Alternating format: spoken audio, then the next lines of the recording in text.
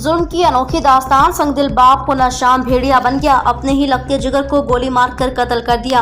वाक़ई को पुलिस से छुपाने की गर्ज से सुबह सवेरे जनाजा अदा करके बेटे को दफना दिया। कत्ल की वारदात में अहले खाना भी शामिल। कत्ल के सबूत मिटाने की कोशिश में अहले खाना पर भी मुकदमा दर्ज।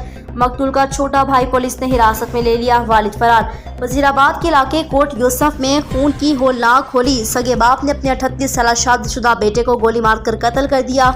वाक़या वजीराबाद के इलाके कोट यूसुफ में पेश आया, जहां बेरहम बाप घरेलू तनाज़े पर दरिंदा बन गया।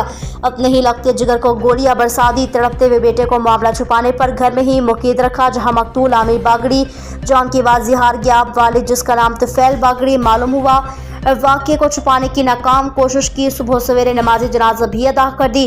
पुलिस को आज सुबह मुखबिर की इत्तला पर वाक़े का इल्म हुआ तो पुलिस ने छापा मारकर मकतूल के छोटे भाई सरफराज बागड़ी को हिरासत में लिया, जबकि मरकजी मुलजिम बाप तुफैल बागड़ी मौके से फरार। पुलिस ने अपनी मदद में मुकदमा दर्ज कर लिया।